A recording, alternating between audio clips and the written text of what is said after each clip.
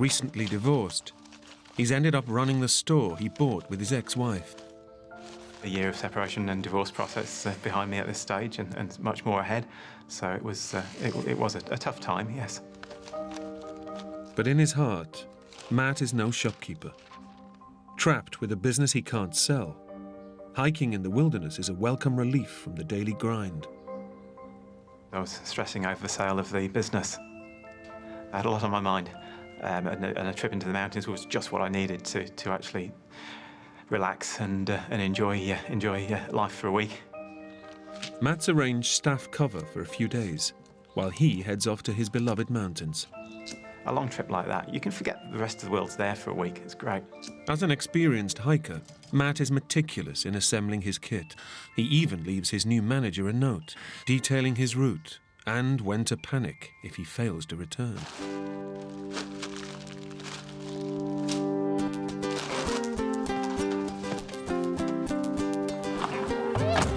That's enough of that, little dog. Since Matt's divorce, his constant companion has been Little Dog, or LD. Always close to Little Dog, or LD. We spend every day together. Ready for a walk? Good boy.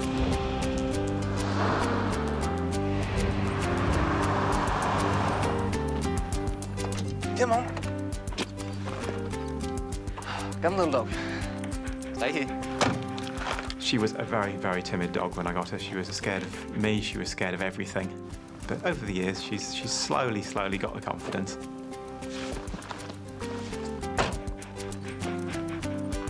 All right, come on.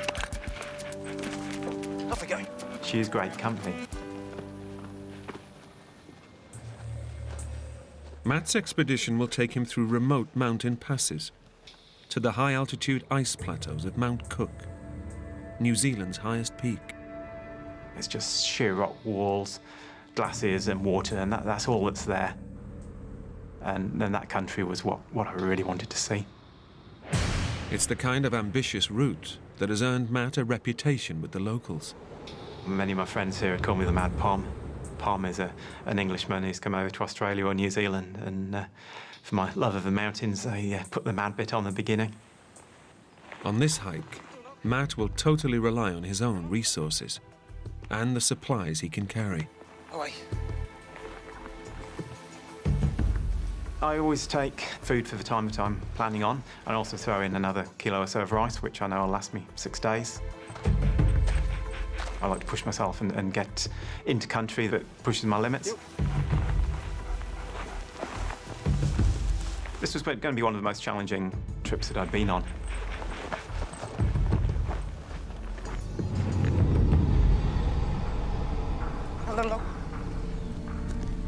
In this pristine wilderness, there are no trails to follow, and Matt is in his element as he forges a path through the tough terrain. That's boy. Ready? Here we go. Come on.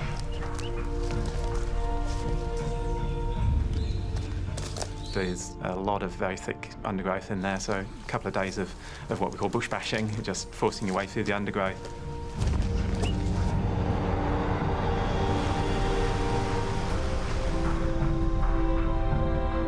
And then up into some high country, another couple of days up on rock and scree.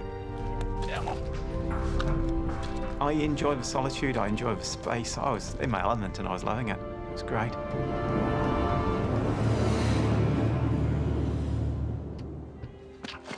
But after 3 days of battling to get above the tree line, Matt now finds himself in even tougher and more hazardous terrain. It's a very steep and hard to find sort of place where you are taking care with every single step you take. You do not want to put a single foot out of place. Up. Up.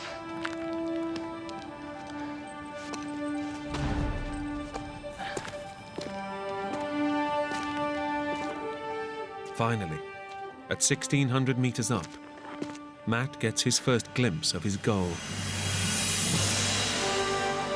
The distant ice plateaus of Mount Cook.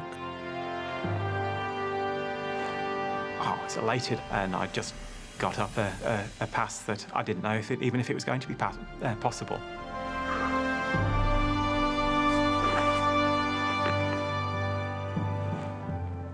No people, no plants, no animals, amazing country. It was just amazing. It just takes your breath away to look at that sort of country. Nightfall is only a couple of hours away, and temperatures at this altitude can fall dramatically. Matt knows he must start heading for the valley below and find shelter. And past, what felt like the most dangerous part of the trip. Heading downhill is a relief, though not without hazards, and Matt picks his route carefully. There's a rocky gully down below where I'm walking, with just sheer cliff walls and solid upturned rocks along its base. Flushed with success, Matt feels he deserves a treat and decides to head for a hunter's cabin nearly 4 kilometers away in the valley below. These simple huts are scattered across the wilderness, available for anyone to use. I'm thinking, yeah, it'd be quite nice to have a night in a hut rather than another night under canvas. I was looking down at the valley floor and really, not thinking too hard about where I was going. But these mountains don't forgive the careless.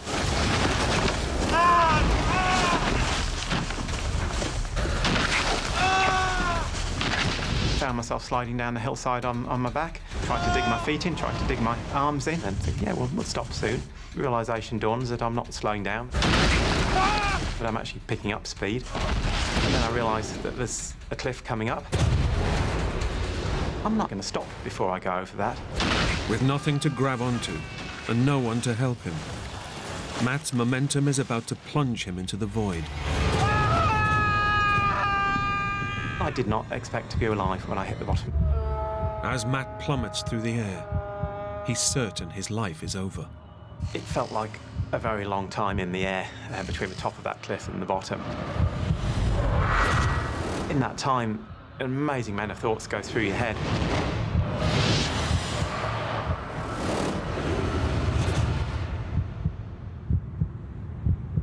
It felt like an eternity.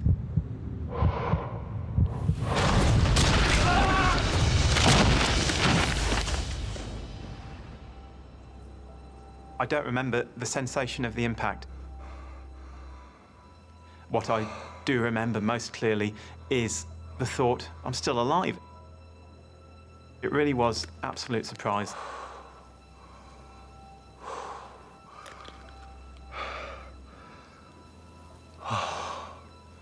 Nothing felt too bad. Matt experiences a wave of relief. It seems he's had a miraculous escape.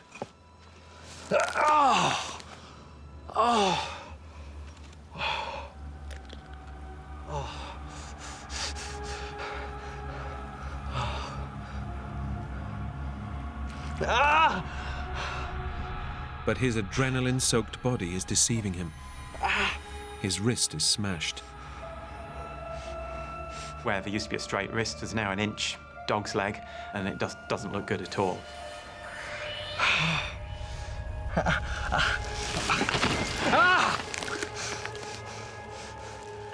And Matt's moment of horror doesn't end there. His ankle joint is pulverized. His tibia appears to be disconnected from his foot. All day. You can see the main bone from my leg trying to come out through the skin on the side of my ankle.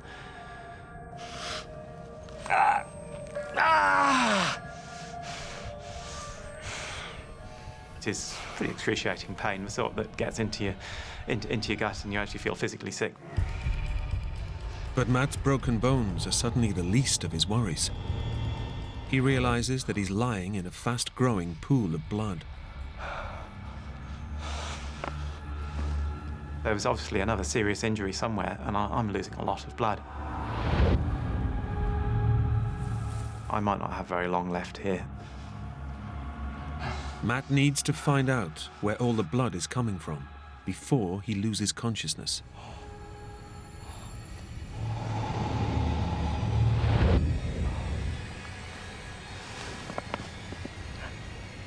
I start looking around.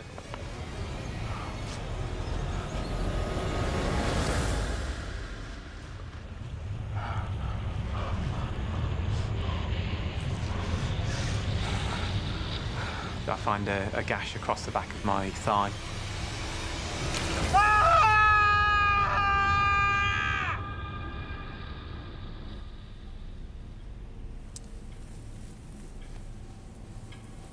My finger's going up to the knuckle. It's that deep. It's gone straight through the muscle, and it looks like a piece of butchered meat. Matt has no medical kit capable of sealing a massive wound like this, and has to improvise, using a thermal T-shirt. Grabbed a thermal and jammed it into this hole I'd found in the back of my leg.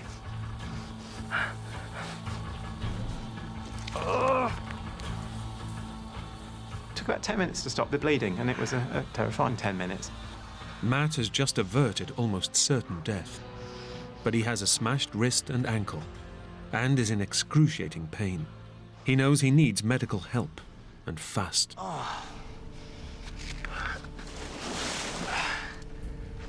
Then he suddenly remembers. He has a distress beacon. When activated, it uses satellites to alert rescue services and pinpoint his location.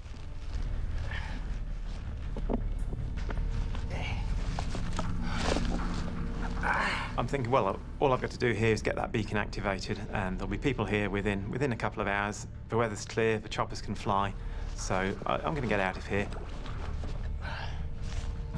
But Matt's search through his rucksack yields nothing. And he can't see the beacon anywhere around him. And it slowly begins to dawn on me that this locator beacon isn't here.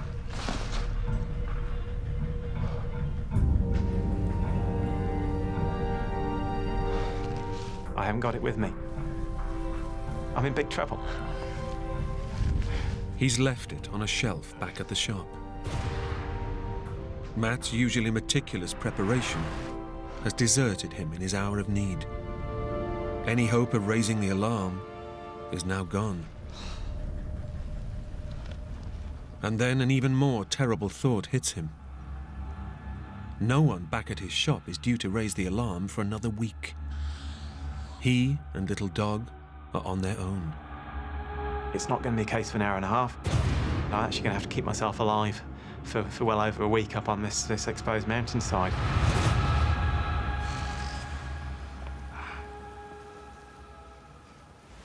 Matt's mountain experience tells him he has no chance without water and shelter. And he has neither. I've got to get myself some shelter where I can get at water, where I can keep myself warm, where I can keep myself dry.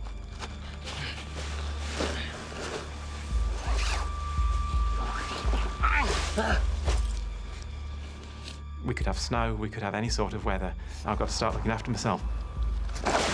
But there's nothing in sight that could give him protection. His only option is to head downhill until he finds anywhere he can pitch his tent. As each tiny movement triggers daggers of pain, Matt faces up to the prospect of what lies ahead of him. It's not a case of gritting your teeth and overcoming it. You know it's going to hurt, and you know it's going to be hard. As Matt begins to drag his open wound and smashed limbs across rock and dirt, he knows he's beginning a journey through hell. But even the slightest contact with his broken bones is agonizing. It'd be nice to scramble on my hands and knees, but I can't even use my hands because my wrist is broken.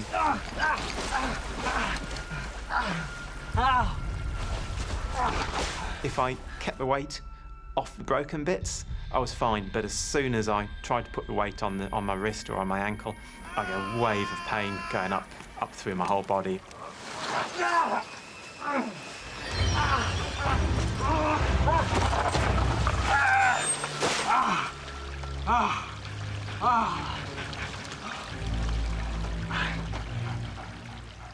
Nightfall is just hours away, and temperatures are already falling. Matt knows he must find shelter for him and little dog, but when he tries to press on, The pain overwhelms him. Every time I try and put any weight on my left leg, I can see my calf bone trying to exit through the skin on the side of my ankle. Matt's tibia is no longer supported by his ankle, so there's nothing to stop it pushing directly through his skin and out of his leg.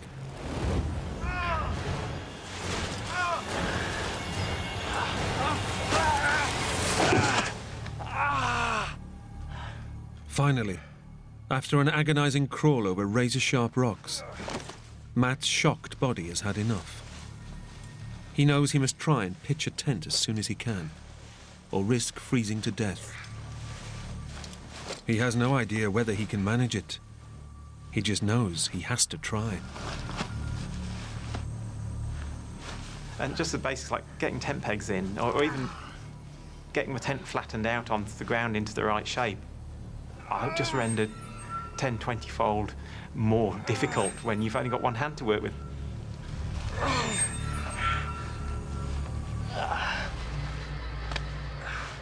I think the adrenaline does the hard work for you. It keeps you going, it doesn't let you stop. Matt knows if he doesn't build a tent, there's no way he'll cope with the night's freezing temperatures.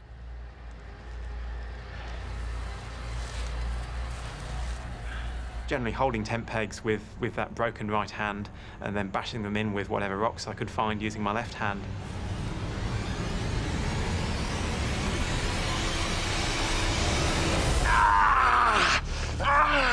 The only help he's going to get is from the walking stick he's made from tent poles.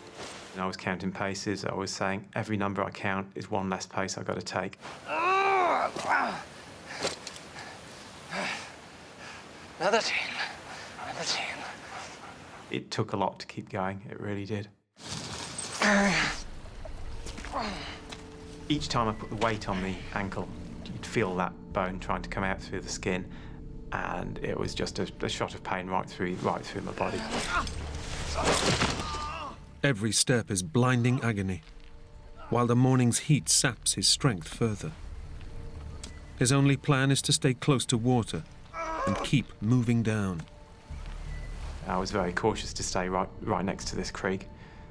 That was my lifeline. Matt knows he's heading in the right direction for the hut, but by deciding to follow the creek, he soon hits a problem. He's faced with a choice between two possible routes. LD seems to be immediately keen on going right, but that path is steep and challenging.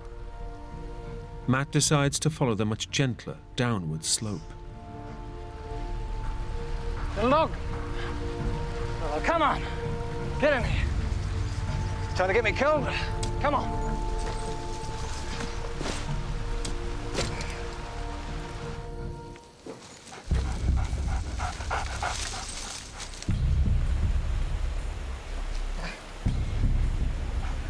Get out of it! Okay. Howdy. Out of it. Somehow, Matt keeps his body going, dragging his smashed ankle over uneven terrain for 2 hours. But just as he starts thinking he might get out, the mountain springs another surprise. The mountainside got steeper and steeper until I found myself standing at the top of cliffs dropping off into nothing several hundred meters below. There was no way sideways, there was no way down. The only choice was back the way I'd come. And all the effort I'd put in to get down to where I was, it was going to be spent tenfold getting back up. By ignoring Little Dog's choice of route, Matt has wasted hours, exacted a terrible toll on his body, and seriously depleted his energy supplies. I physically could not walk with the injuries I had, so it was back onto elbows and knees. It was probably one of the lowest points. Just the frustration. Give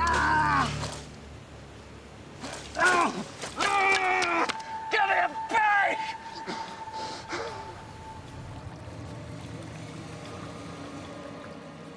Matt realizes he's past the point of no return. But his route is perilous.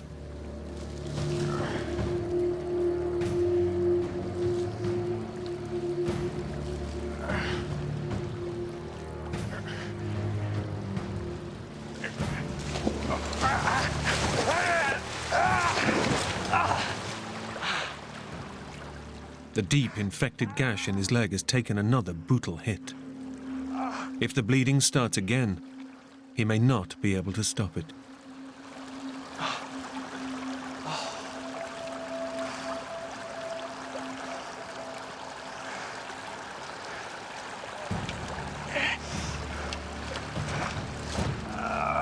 Matt pushes himself to breaking point, but he knows he must keep going at all costs.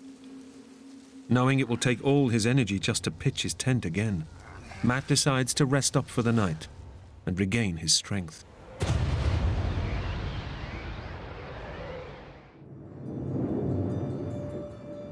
For a ninth night, temperatures plunge below freezing.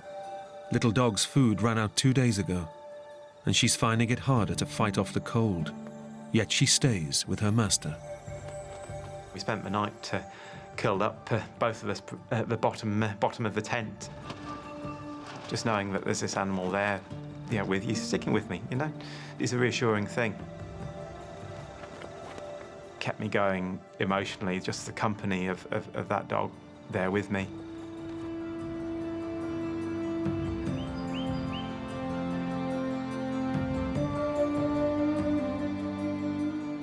The worst thing about waking up was those few moments of feeling that actually nothing was wrong. You wake up and your body feels normal.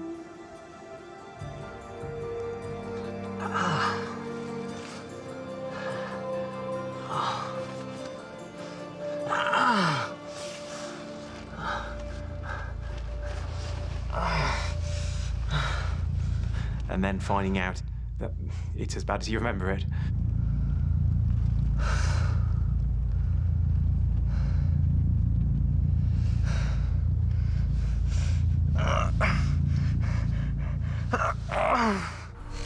As another day dawns, Matt knows that he must reach the hunter's hut today.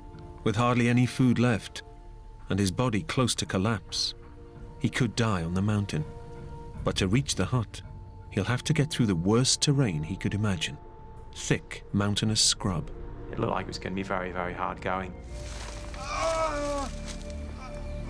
It was just a continuous process of forcing your way, almost swimming over the top of this vegetation.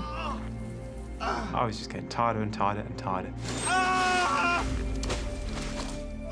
After 3 tortuous hours of struggle, Matt's dreadful injuries are taking their toll, and he's made hardly any progress. Come on, you mad bum.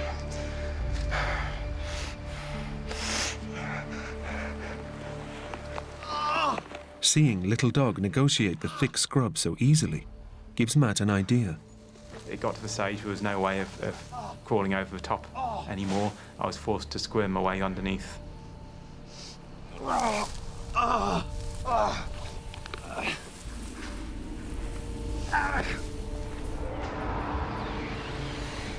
After hours of gruesome effort and delirious with pain, Matt's made it through the worst of the brutal scrub. And that was such a relief just to get out of that stuff and into this good going. I mean, I could stand up again and actually walk. The hut can't be too far ahead now. But to reach it, Matt will have to force his broken limbs down a near vertical slope.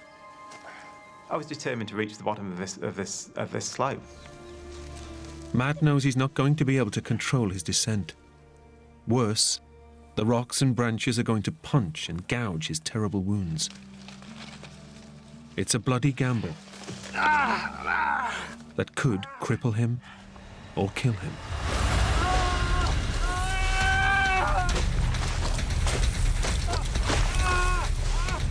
It was getting steeper, and so I was using whatever means I could.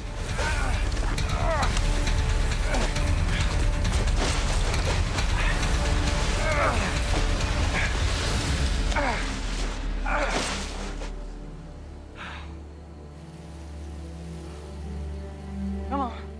Pushing his body to the extreme has paid off. Matt is now less than 2 kilometers from the hut.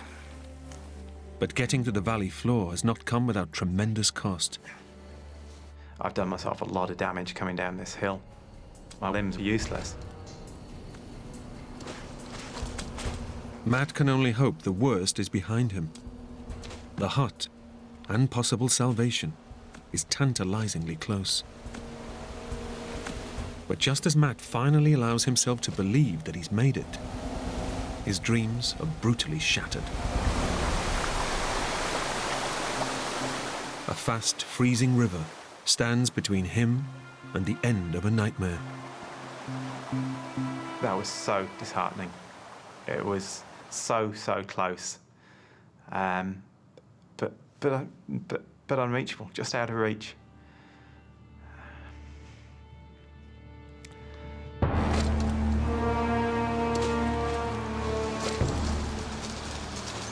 Matt's body has already had to endure more than it can stand. And now, if he wants to live, he'll have to take his shattered bones and horrific wounds into the icy water.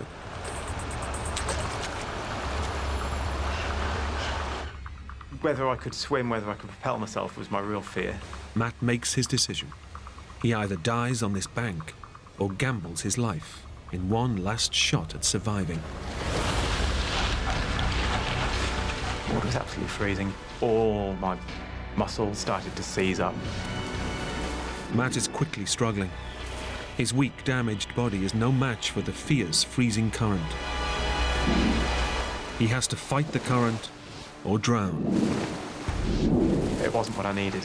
I was trying to swim a river with broken bones. Matt knows that whether he lives or dies now depends entirely on the river, not on anything he can do. I felt the main current begin to pull me, and it was dragging me over towards the far bank of the river. Frozen and horribly maimed, Matt's washed up on shore barely alive. He's had a miraculous escape. Every muscle in my body had seized. Everything had just stopped working.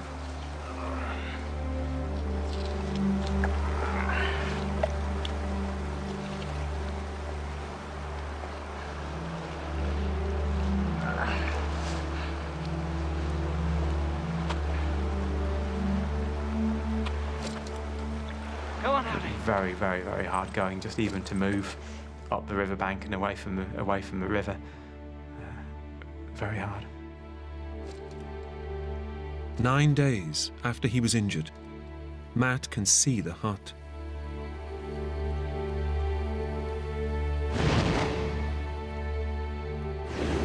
But he finally has to accept that he's probably going to die before he reaches it. Cheers, LD.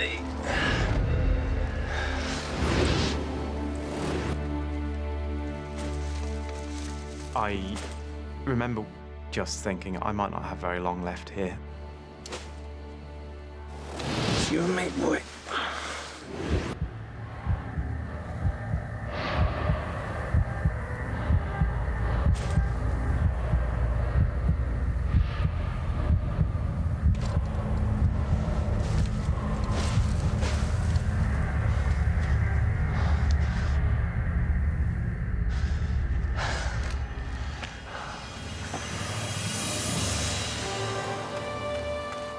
I could not have seen a more beautiful sight than that hunter walking out of that hut. I got you, mate. I got you. Oh, lie down, eh? And that's the moment I know I'm getting out of here.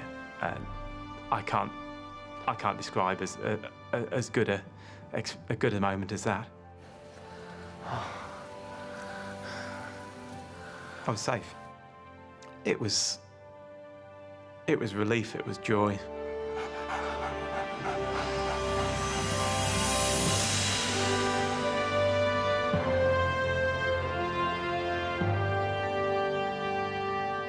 After patching him up as best they can, Matt's rescuers head off on a 13-hour trek to raise the alarm. 12 days after he started his journey, Matt is airlifted to the hospital, where doctors save his leg and rebuild his shattered ankle and wrist with metal pins. 6 months after his horrific experience, Matt is back in the mountains with little dog. The experience has made me realise what I value in life and what I don't. Having got out, you appreciate those companions that you have through life so much more.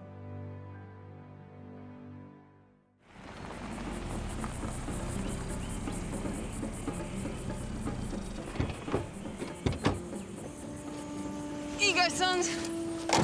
It's 4 days before Christmas, Cheers, mate.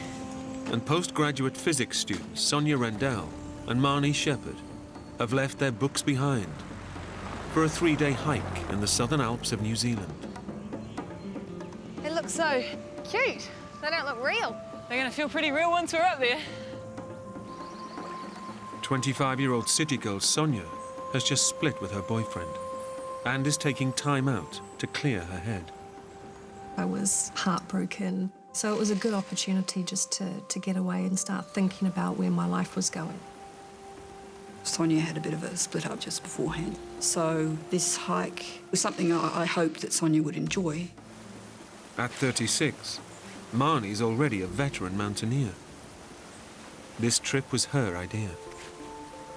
I've always loved the mountains. It brings a lot of happiness for me anyway to feel like I'm part of nature.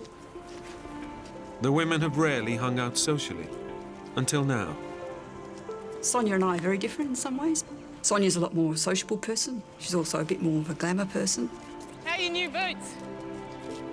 Oh, they're good. I really like the colours. What do you think?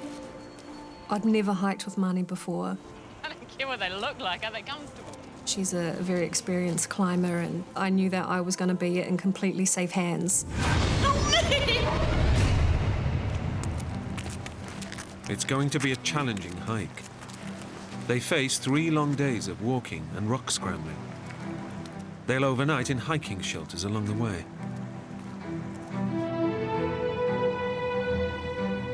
Marnie's come up with a 60-kilometre route that will take them through mountain passes, right across the Southern Alps to the west coast. Beautiful and remote, this wilderness can also be lethal. Even in the New Zealand summer, the weather can change without warning. And Marnie has heard that a storm system is heading their way. Even though the forecast was bad, it was still supposed to be a day or so away. We were hoping to complete the trip before the weather turned bad. Sonia's on a steep learning curve. This is her toughest hike yet, so she'll be looking to Marnie to take the lead. What if I slip? Don't slip. Marnie is a very tough lady, incredibly headstrong, but I really like that in her. I'd never hiked with Marnie before. I was very well aware that she's a very experienced climber.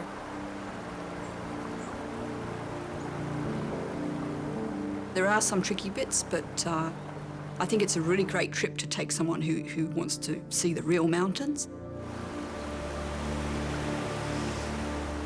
Sonia and I both thought, well, yeah, we'll give it a go. The idea being that, you know, in principle, we could always turn around and come back again.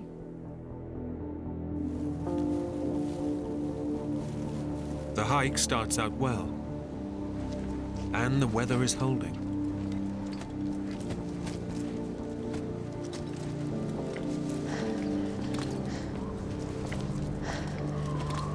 But around the next bend, a shock awaits the two friends.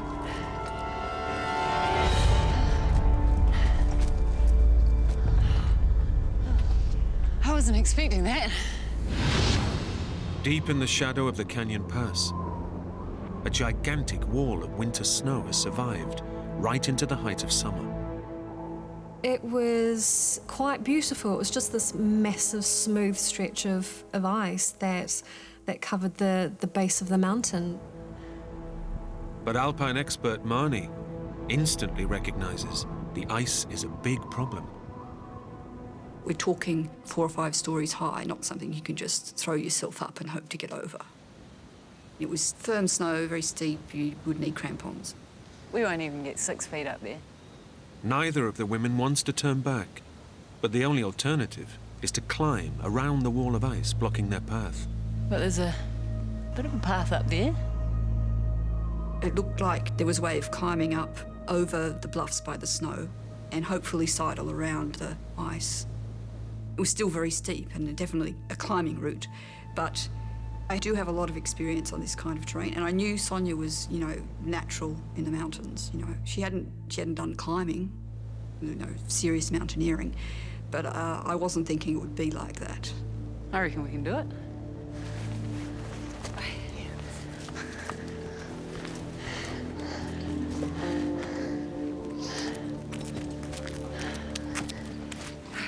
We were very excited, and I guess the adrenaline is going as well. There was no doubt in our minds that we could do the climb.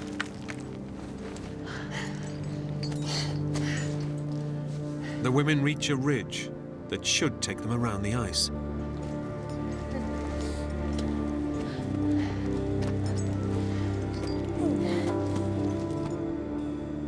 But the plan falls apart. The terrain is impassable without ropes. Between us and the pass that we were trying to sidle around to, there was a very steep, uncrossable avalanche gully, completely uncrossable. Unwilling to abandon the trip, Marnie decides that they can climb up to another ridge. I was hoping if we climbed a little higher, we could get through. We can't get across here, but if we nip up there, I reckon we can make it. I was a little bit surprised. It looked like it would just be a long, long climb. What, that ridge way up there? But I completely trusted Marnie's judgment. Okay. Okay. She basically just said, follow my route, so it was always her that went first. Now you just want to watch out for the loose screed. You don't want to scuff your new boots.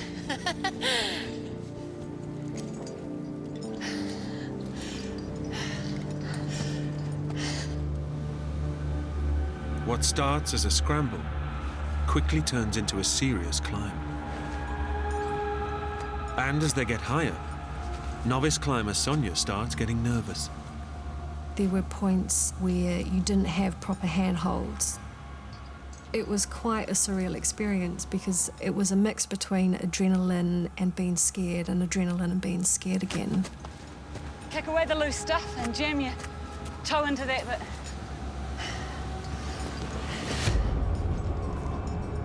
To find a way around the ice, the women have to climb higher and higher. Marnie has underestimated the severity of the ascent and overestimated her friend's climbing ability. Marnie, this is just crazy. Sonia was beginning to get scared of the train, and with very good reason.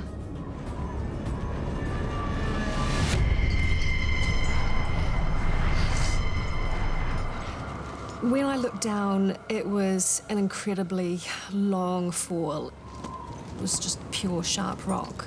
So if you did slip, then you were going to break some bones. That did set in panic for me. I froze on the side of the mountain.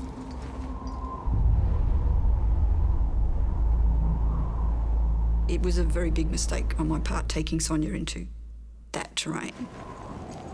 Your survival depends on you being careful about what you're doing, and if you panic, you're not being careful. Marnie needs to calm Sonia down, fast. Just relax and take some breaths, okay? It was terrifying. If you fell, you would fall down hundreds of feet and die. You couldn't afford to fall. Marnie, I can't do this. This is too hard. I'm gonna go back down. Sonia? Sonia, you can't go back down. It's too dangerous. I was quite certain then it was better for us to keep carrying on going uphill, because climbing up is a lot easier than going down. It's a lot safer. We've got to keep going up, okay? Don't look down. Keep calm. Try and find a foothold. Against her every instinct, Sonia presses on. After 4 hours of climbing, they're nearly 200 meters up a near vertical cliff face. At last, the summit is within reach. But now, they hit another problem.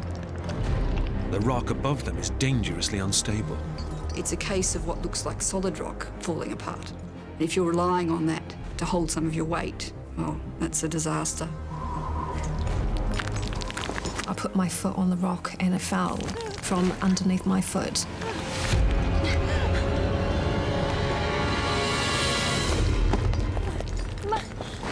Mine is just crumbling. I couldn't hold on to the rock much longer. It was very scary. What do I do? Shift your weight!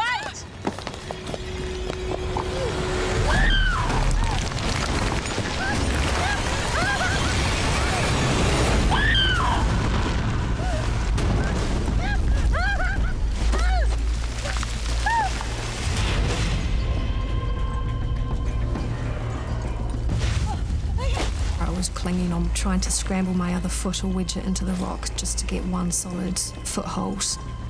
I knew if I were to fall further, it would be disastrous. Help me! Sonia, look at me. I want you to Experienced climber Marnie has managed to scramble down. Okay. Now she has to calm Sonia and guide her back to safety. Now get that leg and swing it round. I've got you, Sonia. I've got you. Ready? Yep. Go. The wall. Yes. I can't do this anymore. I can't go on any further. Sonia's safe, but the shock of the fall has drained her strength and her confidence. We've got to keep moving. I really needed to stop because mentally and physically I couldn't last much longer.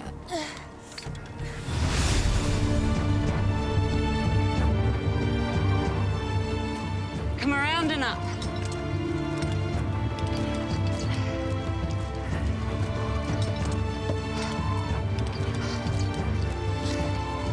Put your hands where I put mine. Pushing on, the women face a dilemma.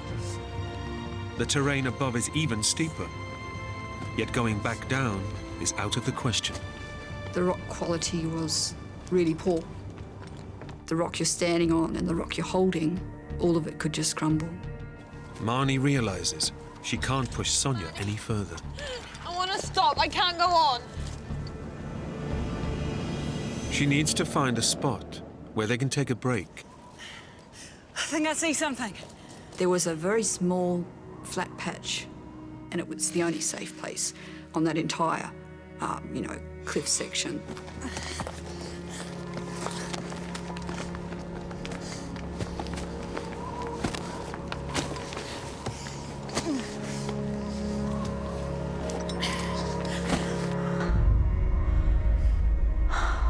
It was an absolute relief. I could just sit down and take a deep breath and get my composure.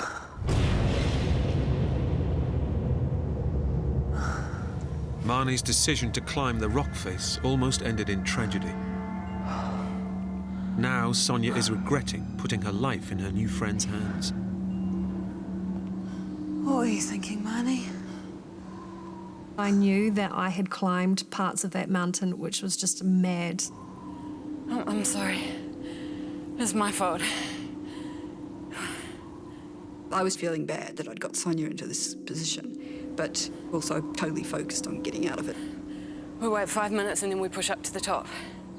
Marnie knows that the top of the ridge isn't far above them, but Sonia just can't face another grueling climb. Emotionally, I was exhausted. You have the realization that you've made a very, very bad mistake and bringing somebody else into a life-threatening situation.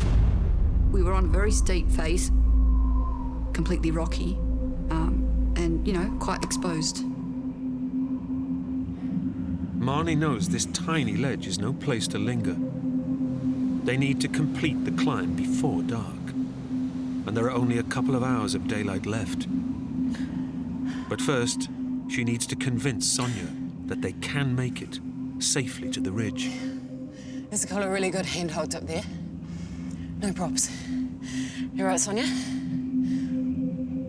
But now she's safe. Sonia's not interested in moving. You start here, move across. I can't go any further. I've had enough. I was trying to reassure her that it wasn't far, but we both knew it was still going to be pretty tough, so I don't think morale was great. We've got 2 more hours of daylight, and we can make it to the top.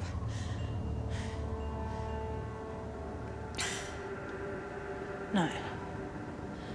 I don't want to climb any further today. Sonia made it clear that we should stop for the night because that was enough.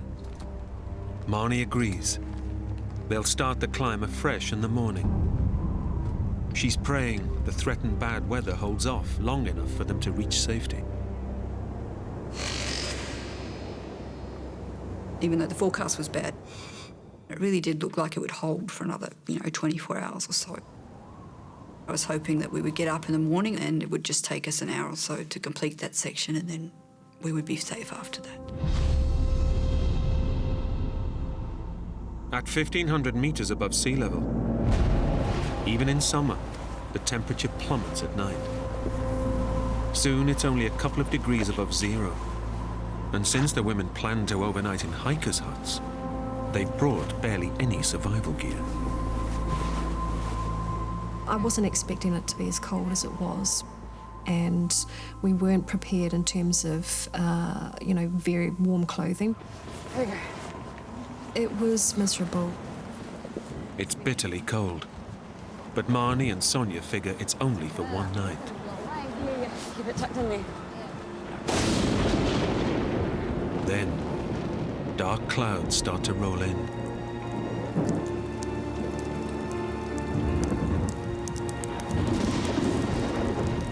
This is Marnie's worst nightmare. Once it started raining, I knew we were in trouble because it was a storm and it was going to rain heavily, that was for sure.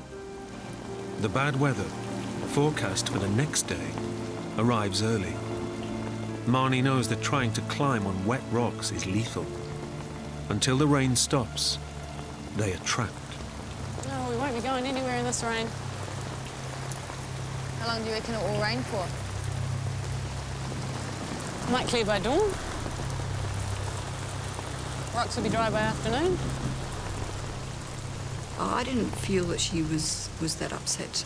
To begin with, she may have even been slightly relieved that we could put off going anywhere.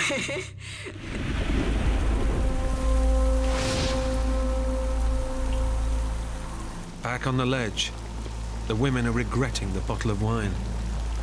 The alcohol has dehydrated them further, worsening their raging thirst.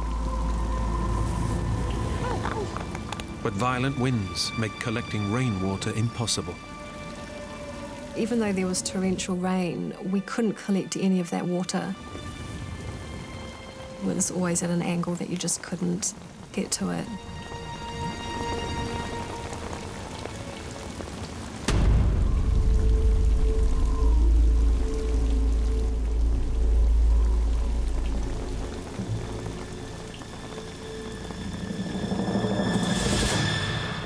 The only way we could get water was actually off or sucking out of the sleeping bags. The same sleeping bags that have been soaking up their urine. I thought, well, this is nasty, tasted gross. That last of our worries was getting, some germs from the water in the sleeping bag. So all we had to do was grab a little bit next to us and suck on it.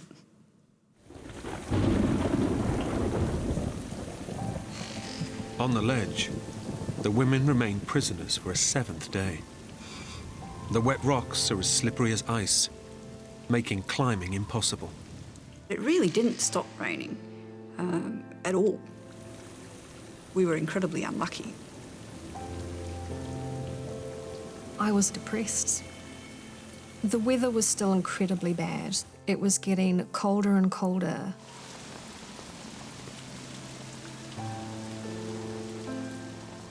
Then, just as they're starting to give up hope, the sound they've been longing for. Hey!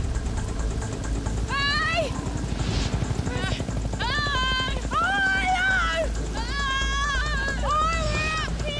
We were absolutely over the moon.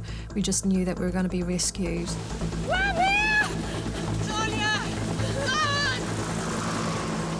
Son! I'm here! Sonia! Hello! I'm here!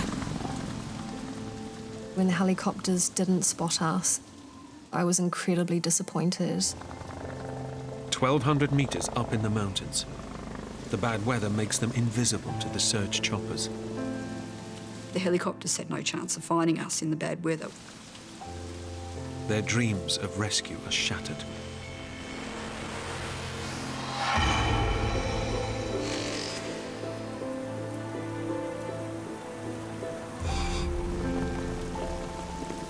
After more than a week on the rain-lashed ledge, the women's feet are becoming seriously infected. Keep it moving. Get some blood into it. We both had trench foot, which had killed off the nerves in the feet. Our feet were totally numb. Even if the weather clears, climbing on their numb and damaged feet will be next to impossible. It was very scary. I actually started to think that we could die there. Best known route was driving to the head of the valley up to here and then making their way across. Since Sonia's sister Nikki raised the alarm, rangers have spent 4 days scouring the search area, both on foot and from the air. But there's no sign of the women. We could be looking for bodies. The search turns into a body hunt. That's when fear kicks in. How do you live a normal life when your sister is nowhere?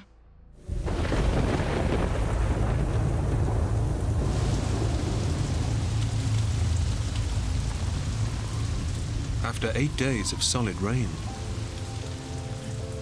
Do you hear that? What? The rain. Don't hear the rain. the downpour finally stops. It's the answer to their prayers. Thank God. Hang on. No, this is no good.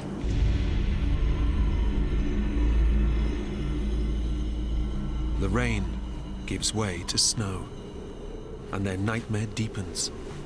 It was feeling like you were sitting in a bathtub of ice cubes. Oh, so cold. The sub-zero chill brings the threat of hypothermia even closer.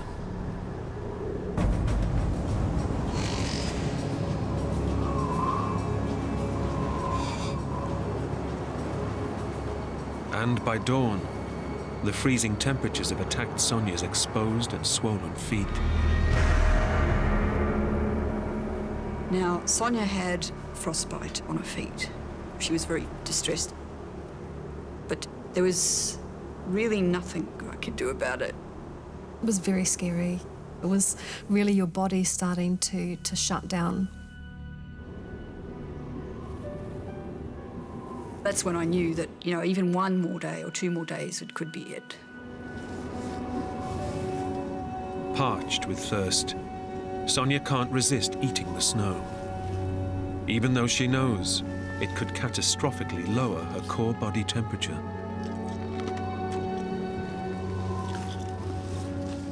I knew I shouldn't be eating snow, but I thought, what the hell, I'm going to do it anyway.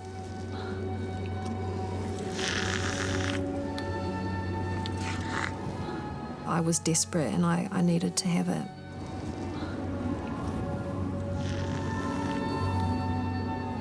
It's only going to make it colder.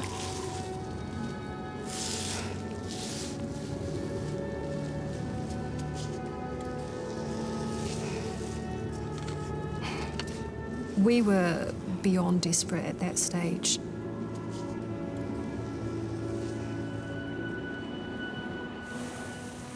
As Sonia and Marnie endure their 9th day without sleep, the weather veers between snow and freezing rain. and they can no longer fight the urge to shut their eyes. I knew that falling asleep meant dying.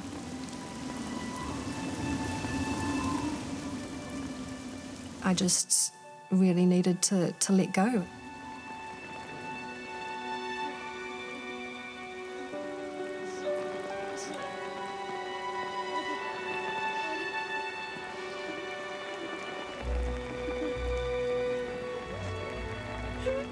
It was very, very heartbreaking.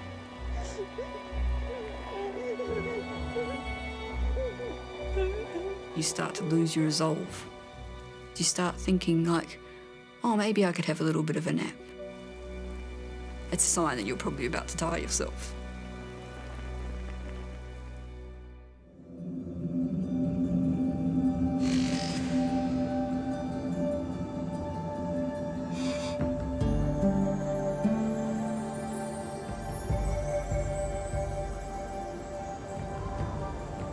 It was a shock. We could actually see some blue sky. It was the best thing that we'd ever seen. Realizing that no rescuers are coming, Marnie and Sonia decide to take their fate into their own hands. I don't want to wait to get caught here in another storm. I was so incredibly weak and so incredibly tired, but we were determined that we would definitely climb out no matter what. Yeah, let's get out of here. If we died trying to climb out, that was better than dying in that crack. When the rock dries, they'll climb. Trying to climb on their damaged feet is near suicidal. But if they stay put, they're convinced they'll die. Back at the ranger station, the authorities call off the search for the women's bodies. But Sonia's sister Nikki can't bring herself to leave. Your heart aches, it breaks that your younger sister, your little sister, has gone out and it isn't going to return. One of the helicopter pilots takes pity on Nikki. He offers to give her a ride over the wilderness that claimed Sonia, to say goodbye to her sister.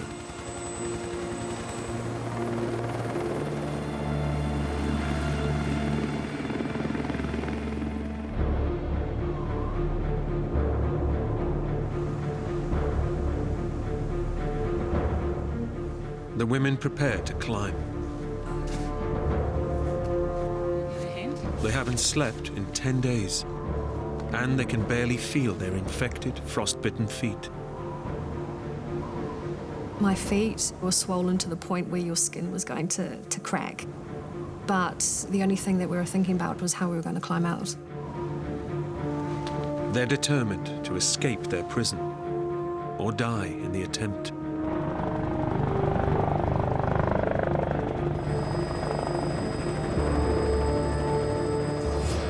Nikki's been told that Sonia must be dead, but she can't stop herself scanning the terrain for any sign of her sister. You put your hand where I put mine. I'll follow you. You ready? Don't look down.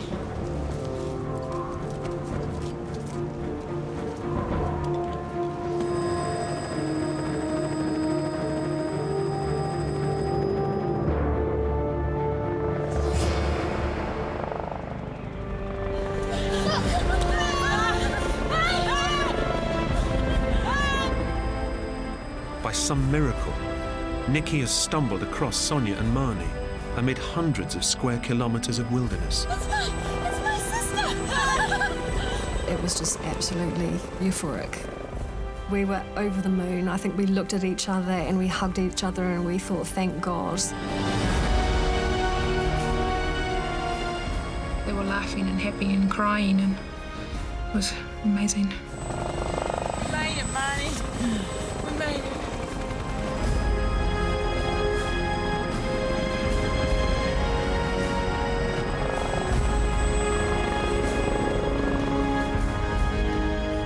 The word relief is an understatement.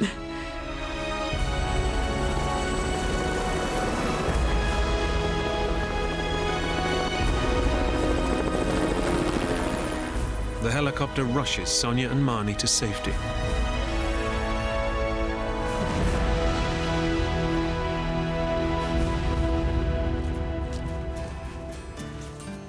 The wrecked nerves in the women's feet take 3 painful weeks to grow back.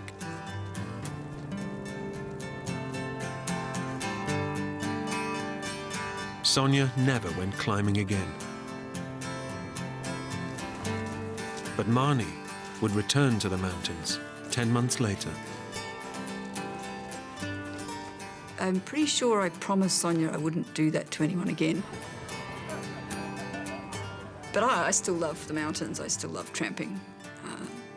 And I'm definitely more careful now about what I do with people. The two women remain friends. I think I probably wouldn't be here today if it wasn't for Marnie. It was definitely her strength that got both of us through it.